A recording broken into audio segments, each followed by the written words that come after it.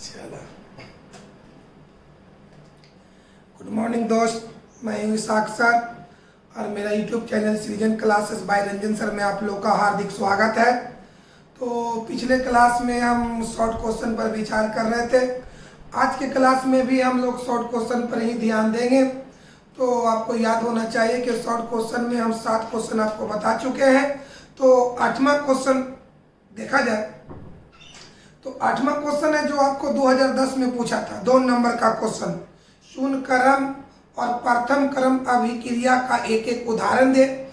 जब हम इस टॉपिक को पढ़ा रहे थे तो हर क्रम के अभिक्रिया में 2 या 3 उदाहरण हम आपको दिए थे, लेकिन एक क्वेश्चन में 2010 में पूछा था कि शून्य क्रम और प्रथम क्रम अभिक्रिया का एक एक उदाहरण दे। तो चाहे तो शून्य क्रम का अभिक्रिया हो या प्रथम क्रम का अभिक्रिया हो या द्वितीय क्रम का अभिक्रिया हो, जब इसकी हम चर्चा किए थे तो हर अभिक्रिया का हम 2-2 उदाहरण या 3-3 उदाहरण दिए थे, लेकिन यहाँ पर हमको सिर्फ एक एक उदाहरण देना है। तो क्वेश्चन क्या है? शून्य क्रम और प्रथम क्रम अभिक्रिया का एक एक उदाहरण दे। तो आंसर लिखाएंगे। आंसर क्या लिखेंगे कि गोल्ड सतह पर एचआई का वियोजन होना शून्य क्रम अभिक्रिया का उदाहरण है, जो हम आपको बताए होंगे। गोल्ड स्तर पर, गोल्ड सतह पर एचआई का वियोजन होना शून्य क्रम अभिक्रिया का उदाहरण है।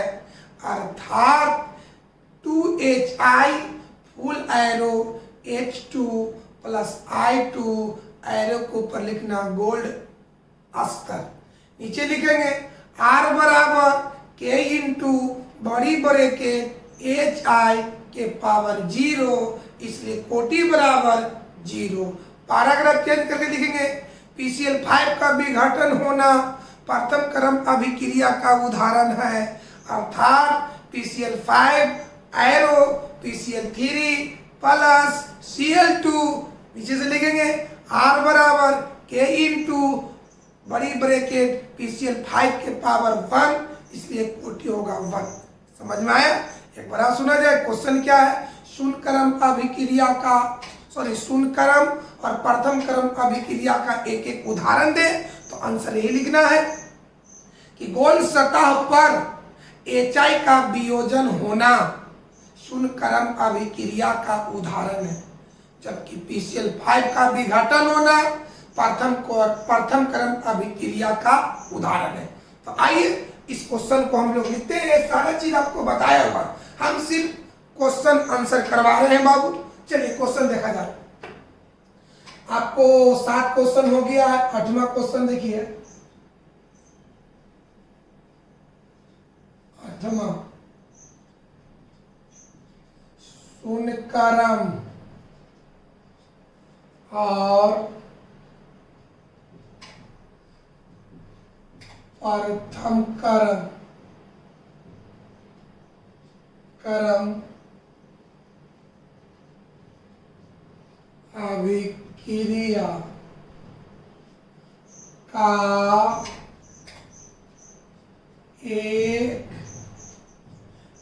एक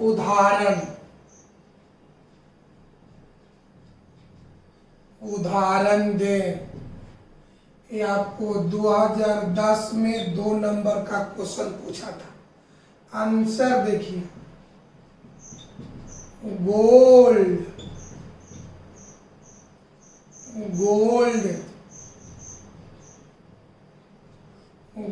सतह पर एचआई का वियोजन होना शून्य क्रम अभिक्रिया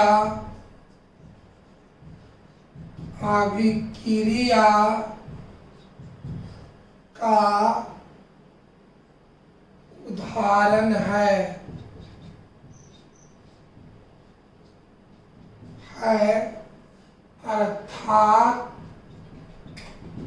अर्थात HI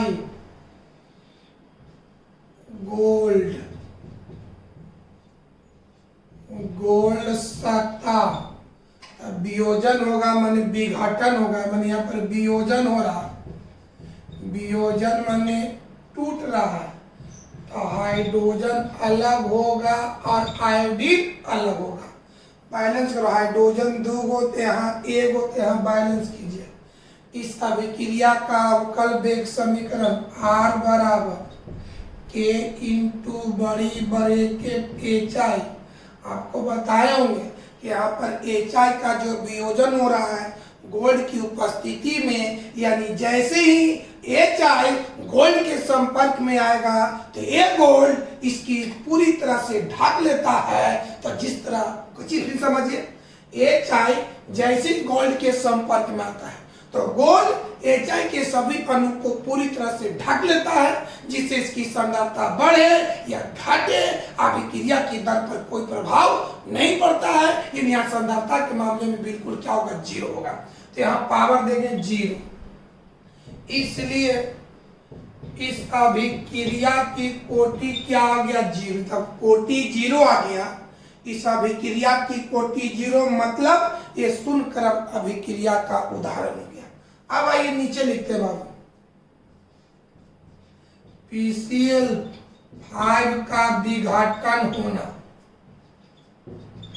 PCl5 का विघटन होना प्रथम क्रम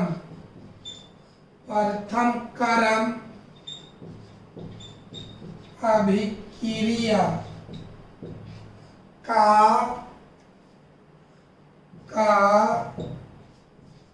उदाहरण है, अर्थात PCl5 विघटन हो रहा है। इस पर लिख दो विघटन, PCl3 प्लस Cl2, तो R बराबर K इंटू बड़ी ब्रैकेट PCl5 के पावर 1, इसलिए कोटि कितना हो गया, 1। ये अभिक्रिया की कोटि 1, यानी ये अभिक्रिया प्रथम क्रम अभिक्रिया का उदाहरण है। ये इसका आंसर हो गया। एक बार सुना जाए, अगर रिएक्शन याद नहीं रहे तो इतना भी आप लिख सकते हैं। सुना जाए क्वेश्चन क्या है, शून्य क्रम और प्रथम क्रम अभिक्रिया का एक एक उदाहरण दे। क्वेश्चन क्या है, शून्य क्रम और प्रथम क्रम अभिक्रिया का एक एक उदाहरण दे, तो आंसर लिखेंगे क्या चीज कि गोल्ड सतह पर HI का वियोजन होना शून्य क्रम अभिक्रिया का उदाहरण है, जबकि PCl5 का विघटन होना प्रथम क्रम अभिक्रिया का उदाहरण है। और अर्थात जो हम आपको बताएं समझाएं उसी को बोर्ड पर लिखे हैं। कोई दिक्कत है मेरे भाई? तो देखिए,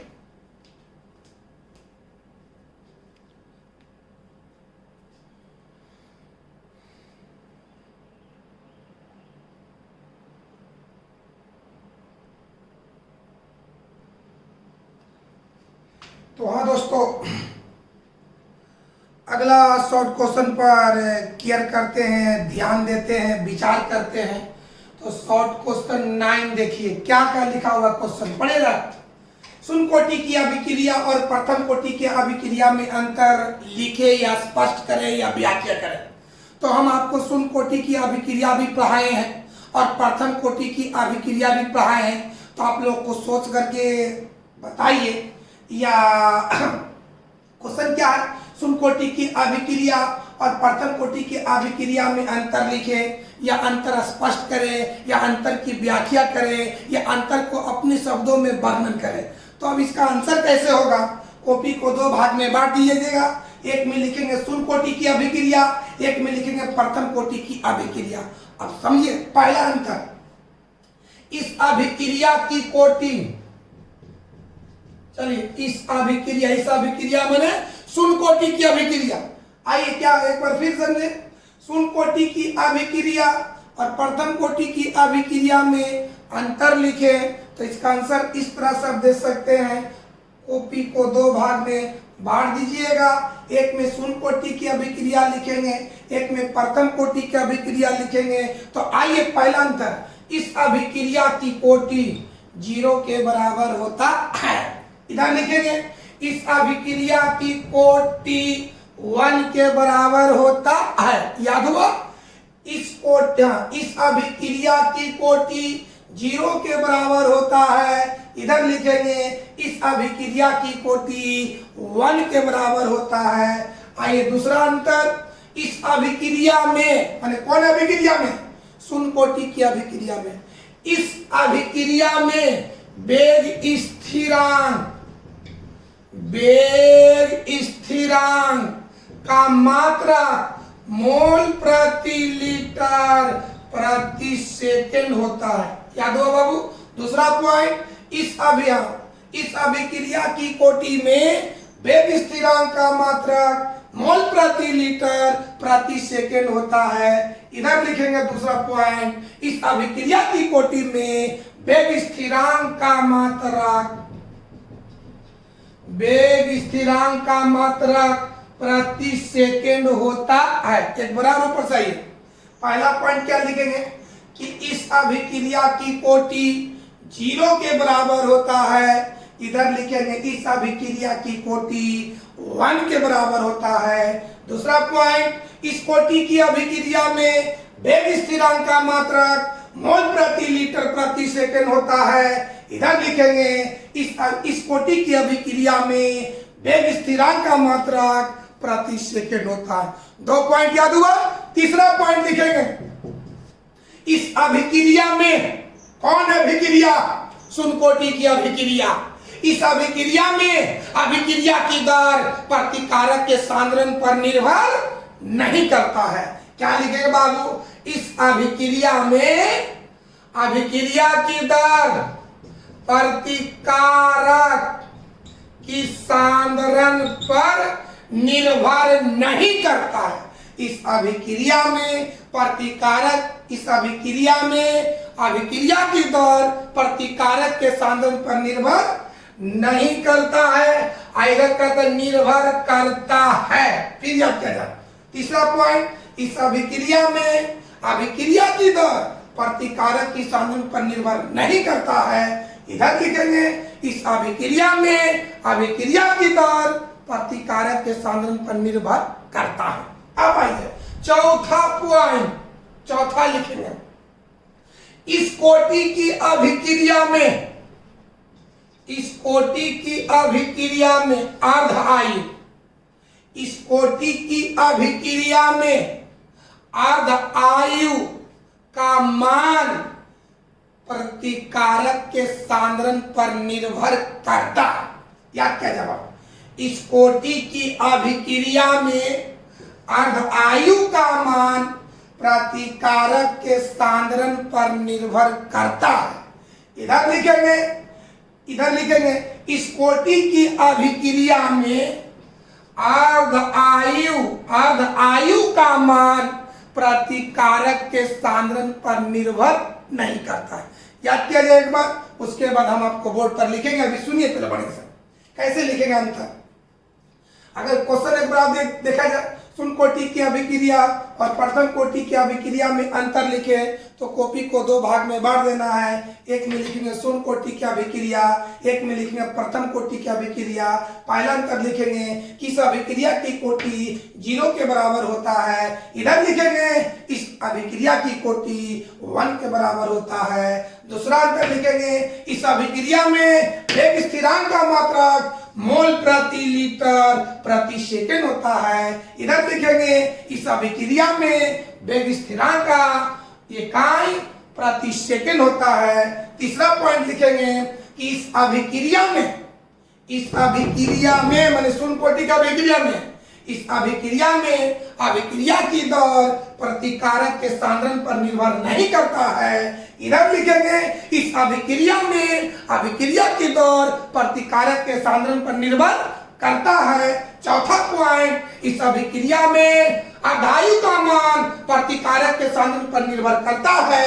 इधर लिखेंगे इस अभिक्रिया में अर्धायु का मान प्रतिकारक के सांद्रण पर निर्भर नहीं करता है। याद हो गया बाबू? कोई दिक्कत? एक बराबर रिप्लेसन करते हैं। इस अभिक्रिया की कोटि कितना के बराबर?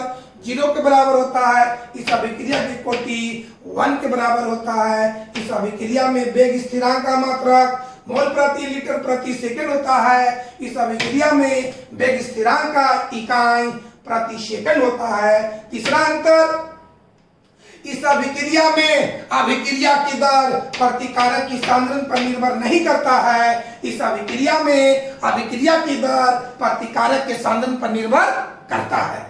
चौथा अंतर, इस अभिक्रिया में अर्धाई का मान प्रतिकारक के सांद्रण पर निर्भर करता है। इस अभिक्रिया में अर्धाई का मान प्रतिकारक के सांद्रण पर निर्भर नहीं करता है। तो आइए इसी चीज को हम बोर्ड पर लिखते हैं बाबू।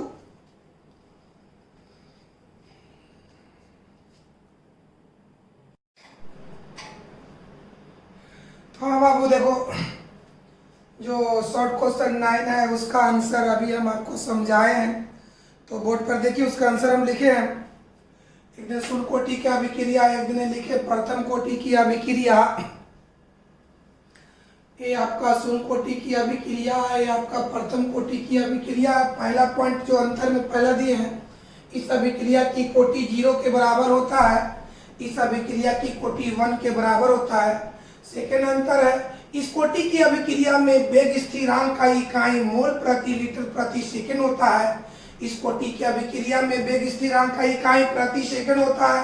तीसरा अंतर, इस अभिक्रिया में अभिक्रिया की दर प्रतिकारक के सांद्रण पर निर्भर नहीं करता है। इधर लेकिन इस अभिक्रिया में अभिक्रिया की दर प्रतिकारक के सांद्रण पर निर्भर करता है। चौथा अंतर, इस अभिक्रिया में अर्धाई टीहा का मान प्रतिकारक के सांद्रण पर निर्भर करता है।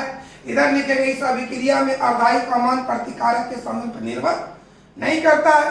जो हम आपको समझाए, जो याद करवाए, वही बोर्ड पर लिखे हैं। एक नजर देखिए।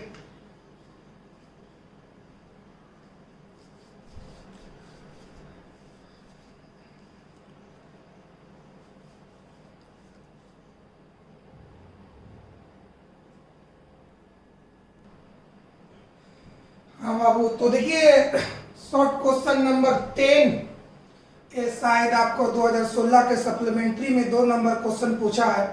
अभिक्रियाओं पर ताप का क्या प्रभाव पड़ता है। तो हम आपको अभिक्रिया की दर पर प्रभाव पड़ने वाले कारक जब हम टॉपिक पढ़ा रहे थे तो वहां पर इसकी हम चर्चा किए थे।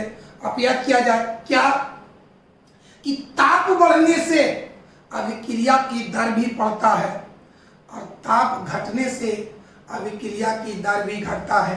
एक बार सुना जाए, ताप में वृद्धि होने से अभिक्रिया की दर बढ़ता है और ताप में कमी होने से अभिक्रिया की दर घटता है। इस तरह से अभिक्रियाओं पर ताप का प्रभाव पड़ता है। क्वेश्चन देखिए, अभिक्रियाओं पर ताप का क्या प्रभाव पड़ता है। इसका आंसर कैसे आप लिखेंगे कि ताप में वृद्धि होने से, ताप में वृद्धि होने से अभिक्रिया की दर बढ़ता है, अभिक्रिया की गति बढ़ता है, अभिक्रिया का वेग बढ़ता है और ताप में कमी होने से अभिक्रिया की दर घटता है। इस तरह से अभिक्रियाओं पर ताप का प्रभाव पड़ता है। एक बार सुना जाए, इसका आंसर कैसे लिखेंगे। ताप में वृद्धि होने से अभिक्रिया की दर बढ़ता है और ताप में कमी होने से अभिक्रिया की दर घटता है। इस तरह से अभिक्रियाओं पर ताप का प्रभाव पड़ता है। तो आइए इस बात को हम बोर्ड पर लिखते हैं। आप एक नजर ध्यान दीजिए।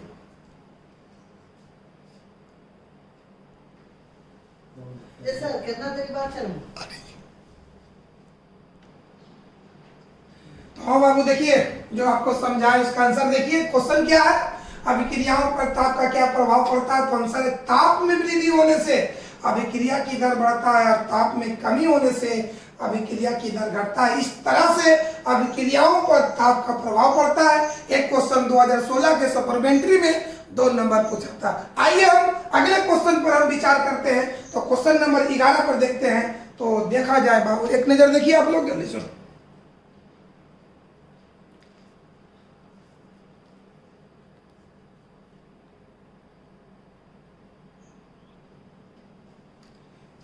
हाँ दोस्तों, तो आइए दिल्ली ऊर्जा जिसका अंग्रेजी होता थ्रेशोल्ड एनर्जी। लेकिन थ्रेशोल्ड एनर्जी अंग्रेजी वर्ड है, लेकिन एग्जाम में उसको इस तरह से हिंदी में लिखा रहेगा। ये कई बार पूछा 2016 में या शायद 2000 आपको 2 या 3 बार पूछा। ये एक बार फिक्स हमको याद है कि 2016 में 2 नंबर का पूछा था कि थ्रेशोल्ड ऊर्जा क्या है, या थ्रेशोल्ड ऊर्जा की व्याख्या करें, या थ्रेशोल्ड ऊर्जा को अपने शब्दों में वर्णन करें, या थ्रेशोल्ड ऊर्जा पर एक संक्षिप्त नोट लिखें। तो थ्रेशोल्ड ऊर्जा का हिंदी क्या होता है? देली ऊर्जा। तो आइए पहले इसको समझिए, उसके बाद लिखेंगे। तो अब आइए कोई रिएक्शन लेते हैं। बताओ मेरे भाई, कोई भी रिएक्शन का, कोई भी अभिक्रिया का 2 घटक होता है। एक का नाम है रिएक्टेंट, हिंदी में कहते हैं प्रतिकारक, और दूसरा का नाम है प्रोडक्ट, हिंदी में कहते हैं प्रतिफल। यानी हर रिएक्शन का, प्रत्येक अभिक्रिया का 2 घटक होता है, एक प्रतिकारक और दूसरा प्रतिफल। आपको याद होना चाहिए कि जब अभिक्रिया स्टार्ट होता है, जब अभिक्रिया प्रारंभ होता है, तो प्रतिकारक की सांद्रता घटता है और प्रतिफल की सांद्रता बढ़ता है। यानी इसको हम दूसरे शब्दों में कह सकते हैं कि प्रतिकारक धीरे धीरे प्रतिफल में बढ़ता है। तो आइए कोई रिएक्शन के माध्यम से हम समझाते हैं। आइए एक अभिक्रिया लेते हैं। सोडियम क्लोरीन से अभिक्रिया करता है तो कॉमन साल्ट मतलब कि साधारण नमक बनाता है। बैलेंस कर दे, क्लोरीन 2 गो या क्लोरीन 1 तो है, बैलेंस कर देते हैं। तब बताओ बाबू, ये रिएक्शन में जो भाग लेता है वो रिएक्टेंट है। तो ये आपका हो गया रिएक्टेंट, हिंदी में कहते प्रतिकारक, और जो बनकर तैयार होता है वो प्रोडक्ट, जिसको हम हिंदी में कहते प्रतिफल। अब चलिए, जब ये रिएक्शन स्टार्ट होता है, जब अभिक्रिया प्रारंभ होता है, तो प्रतिकारक धीरे धीरे प्रतिफल में कन्वर्ट होता है। तो आपको याद होना चाहिए कि दुनिया का कोई भी काम करने में, दुनिया का कोई भी वर्क करने में एनर्जी की आवश्यकता होता है। तो बताओ बाबू, रिएक्शन में, अभिक्रिया में प्रतिकारक प्रतिफल में बदलता है।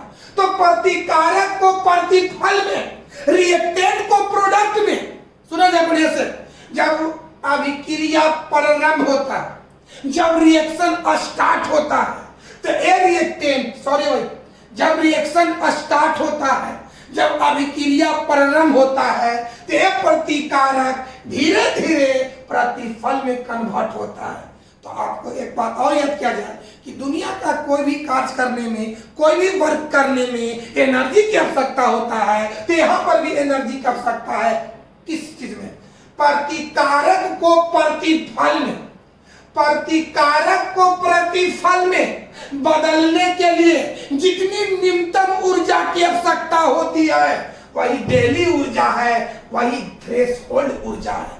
सुना जाए बाबू, प्रतिकारक को प्रतिफल में, किसी रासायनिक अभिक्रिया के प्रतिकारक को प्रतिफल में बदलने के लिए, चेंज होने के लिए जितनी मिनिमम एनर्जी की आवश्यकता होती है, जितनी न्यूनतम ऊर्जा की आवश्यकता होती है, उसी को थ्रेशोल्ड ऊर्जा कहते हैं, उसी को डेली ऊर्जा कहते हैं। याद हुआ? अगर ये आ जाए क्वेश्चन, इसको कैसे लिखेंगे? किसी रासायनिक अभिक्रिया के प्रतिकारक को, किसी केमिकल रिएक्शन के प्रतिकारक को प्रतिफल में बदलने के लिए जितनी न्यूनतम ऊर्जा की आवश्यकता होती है, उसे डेली ऊर्जा या थ्रेशोल्ड ऊर्जा कहते हैं।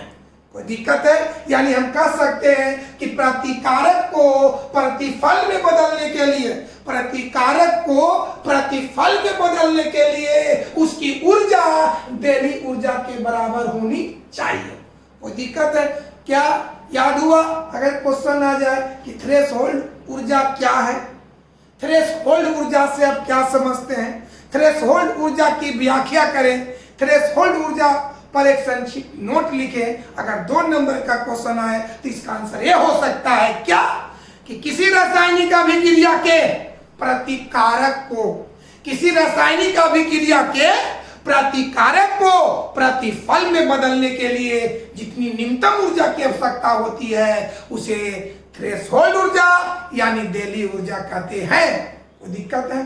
कोई प्रॉब्लम है? तो आइए इस बात को हम बोर्ड पर लिखते हैं।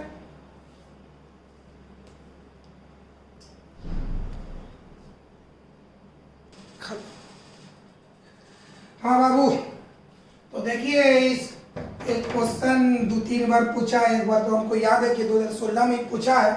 2 नंबर का क्वेश्चन, थ्रेशोल्ड ऊर्जा क्या है?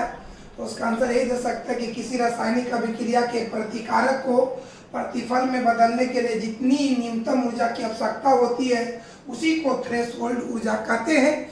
यानी हम इसको ठेठ भाषा में कह सकते हैं कि अगर किसी पदार्थ को, किसी सब्सटेंस को, किसी मैटर को अदर मैटर में कन्वर्ट करना है तो उसकी एनर्जी, उसकी ऊर्जा थ्रेशोल्ड ऊर्जा के बराबर होना चाहिए। ये है। तो आइए अब हम अगले शॉर्ट क्वेश्चन पर, अगले टॉपिक पर हम विचार करते हैं। आप एक नजर इस क्वेश्चन को देखिए।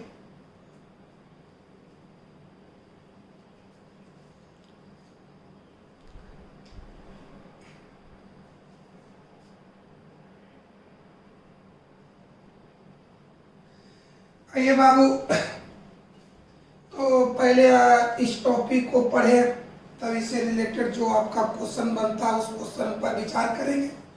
एक्टिवेशन एनर्जी, जिसको हिंदी में कहते हैं संक्रियन ऊर्जा, जो संक्रियन ऊर्जा का ही दूसरा नाम है उत्तेजन ऊर्जा। एक्टिवेशन एनर्जी का हिंदी हुआ संक्रियन ऊर्जा, जिसको उत्तेजन ऊर्जा भी कहते हैं। इसको ईए से समझ लीजिए, ए को कैपिटल भी ए लिख सकते हैं, ना तो स्मॉल में ऐसे भी बुक में मिल सकता है, दोनों तरह से हो सकता है। ई कैपिटल है, ई स्मॉल है, चाहे तो ई कैपिटल ए रहे या ई स्मॉल ए रहे, दोनों एक्टिवेशन एनर्जी को ही दर्शाता है। तो आइए एक्टिवेशन एनर्जी समझा जाए, संकीर्ण ऊर्जा समझा जाए, उत्तेजन ऊर्जा समझा जाए कि उत्तेजन ऊर्जा किसको कहते हैं। पहले एग्जांपल के माध्यम से समझे कि उत्तेजन ऊर्जा कहते हैं किसको। आइए, एक मान लिया जाए एक लड़की है, उस लड़की का नाम है खुशी।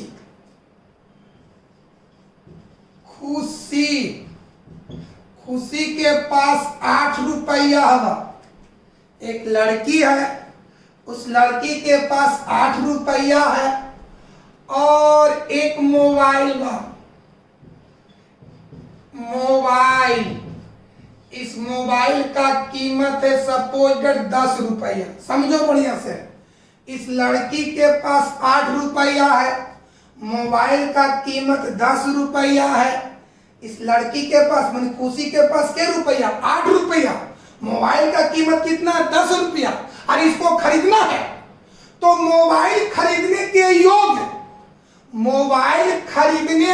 योग्य बनाने के लिए इसके पास रुपया 8 रुपया है, मोबाइल का कीमत 10 रुपया है।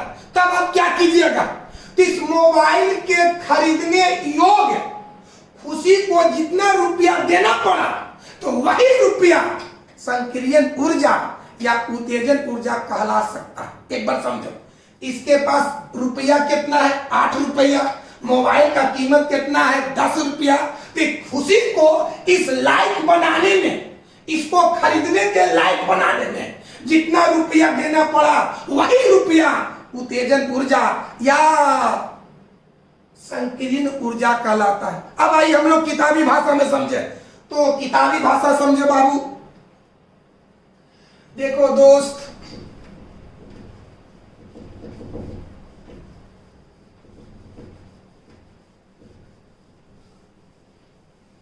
देखिए,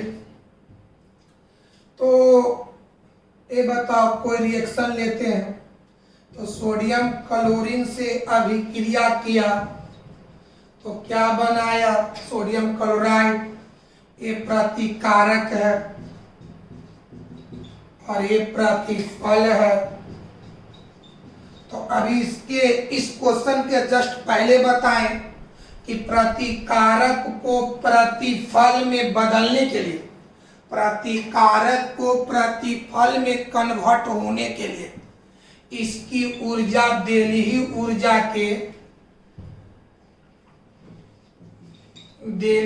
ऊर्जा समझा भाई?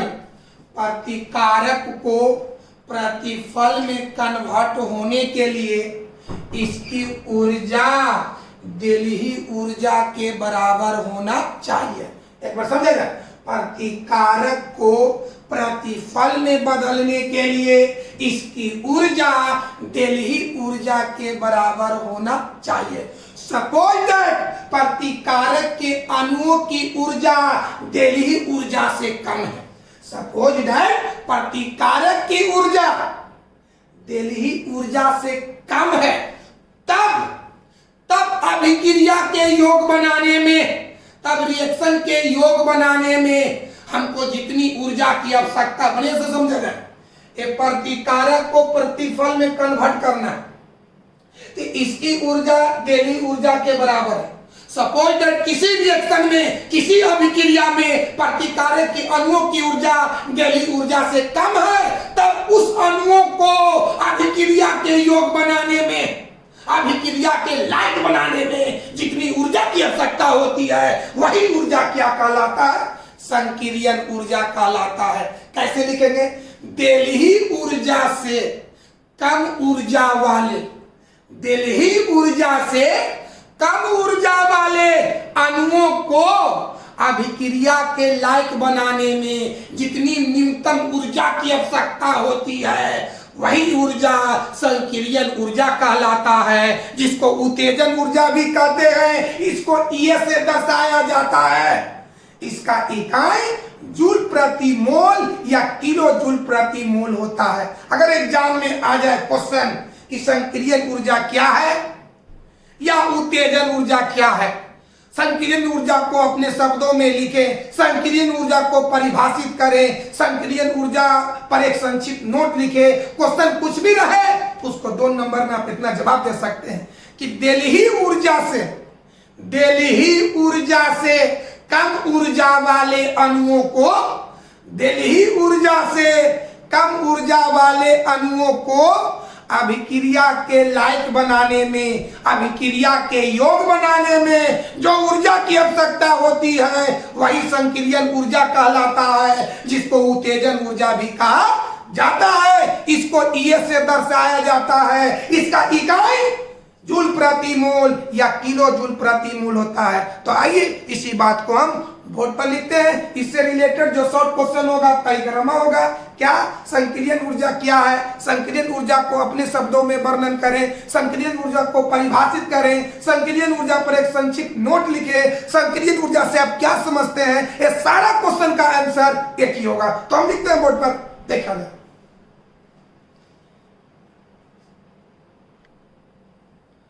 हाँ बाबू देखिए, परिक्रमा को शॉर्ट क्वेश्चन देखिए, संकीर्ण ऊर्जा को परिभाषित करें। इसका आंसर ये दे सकते हैं, डेल्ही ऊर्जा से कम ऊर्जा वाले प्रतिकारक के अणुओं को अभिक्रिया के लायक बनाने में जितनी ऊर्जा की आवश्यकता होती है उसे संकीर्ण ऊर्जा कहते हैं, उत्तेजन ऊर्जा कहते हैं, जिसको ये से दर्शाया जाता है। इसका इकाई जूल प्रति मोल या किलो जूल प्रति मोल होता है। तो ये था शॉर्ट क्वेश्चन। अभी और शॉर्ट क्वेश्चन है, लेकिन वीडियो ज़्यादा लंबा हो जाएगा तो दिक्कत होगा। आज की क्लास को हम यहीं पर समाप्त करते हैं। थैंक यू दोस्त।